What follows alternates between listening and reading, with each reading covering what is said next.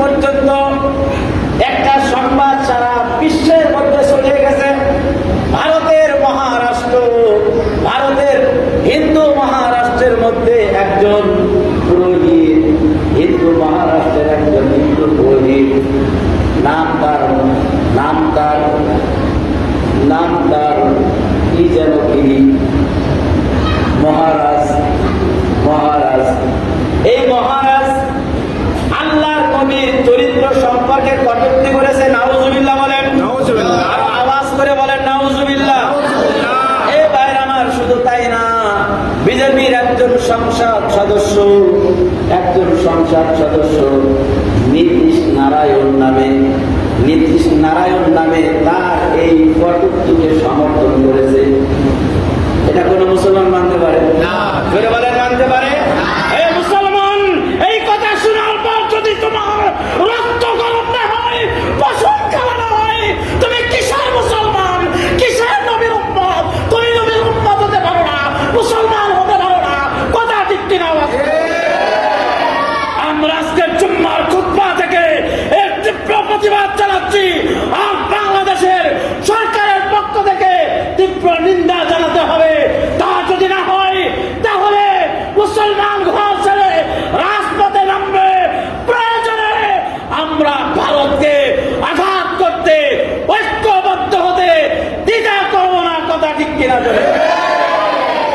আমরা রাষ্ট্র ছোট হতে পারি, কিন্তু আমাদের ঈমান ছোট নয়। কথা ঠিক কিনা? জোরে বলেন। আমরা ধর্মের ব্যাপারে, নবীর ব্যাপারে, কোরআনের ব্যাপারে, আল্লাহর ব্যাপারে আমরা কাউকে ছাড় দিতে পারবো না।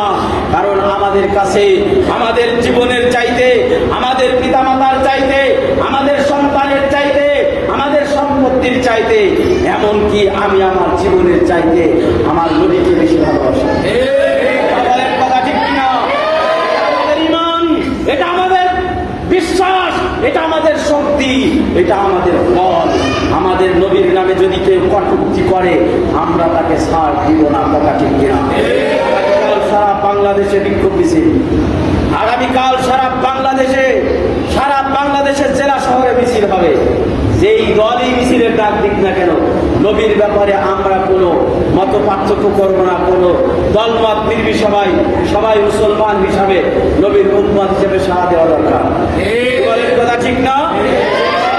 ডাকুক না কেন, ইসলামী আন্দোলন হোক, বাংলাদেশ জামাত ইসলামী হোক, ছাত্র আন্দোলন হোক, ঐক্য আন্দোলন হোক, খিলাফত মজলিস হোক, হেফাজত হোক, নবীর ব্যাপারে, আল্লাহর ব্যাপারে, কোরআনের ব্যাপারে যারা ডাক দিবে, আমরা ঐক্যমত পোষণ করি। আমরা ঐক্যমত পোষণ করে আমরা ইনশাআল্লাহ তার প্রতিবাদ জানাবো। কথা ঠিক কিনা? রব্বুল আলামিন যারা এই অন্যায় কাজ করেছে, নবীর নামে যারা কটূক্তি করেছে, তাদেরকে হুঁশিয়ার করে দিতে চাই, তোমরা সাবধান হয়ে যাও। মুসলমানদেরকে খেপানোর চেষ্টা করবে না।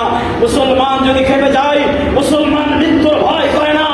আমরা তোমাদেরকে বলতে চাই, তোমরা সাগর দেখেছো, সাগরের গভীরতা দেখো নাই। তোমরা ঘুঘু দেখেছো, ঘুঘুর ফান দেখো নাই। মুসলমান দেখেছো, মুসলমানের শাহাদাত বরণ করতে দেখো নাই। মুসলমান কোরআনের জন্যে, নবীর জন্যে, নবীর আদর্শের জন্যে, মুসলমান ইমানের জন্যে জীবন দিতে কখনো পিছপা হয় না। কথা ঠিক কিনা? জোরে বলে। তাহলে 1000 সশস্ত্র বাহিনীর বিরুদ্ধে মাত্র 313 জন বদরের প্রান্তরে লড়াই করে মুসলমানেরা ঐতিহাসিক বিজয় অর্জন করতে পারত না। কথা ঠিক কিনা? জোরে বলে। যদি তোমরা মনে করো বাংলাদেশ ছোট্ট একটা রাষ্ট্র, আমি তোমাদেরকে হুঁশিয়ার করে দিতে চাই, তোমাদের জাত ভাইরা বাংলাদেশে অনেক সুখে আছে, অনেক শান্তিতে আছে। আমরা মুসলমানেরা তোমাদের জাত ভাইদের আমরা মন্দির পাহারা দেই, তোমাদের ধর্ম পালনে আমরা তোমাদেরকে পাহারা দেই। আর তোমরা উস্কানি দিয়ে মুসলমান আর হিন্দুদের মধ্যে সংঘাত কায়েম করতে চাও। তোমাদের এই স্বপ্ন বাস্তবায়ন হবে না। কথা ঠিক কিনা? জায়গায় শেষে ভালো থাকো। লাকুম দীনুকুম ওয়ালিয়া দিন। তোমাদের ধর্ম তোমাদের, আমাদের ধর্ম আমাদের। আমাদেরটা আমরা পালন করব, তোমরা তোমাদেরটা পালন করো। খুশাখুশি করার চেষ্টা করো না, ফলাফল কিন্তু ভালো হবে না। কথা ঠিক কিনা? জোরে বলে।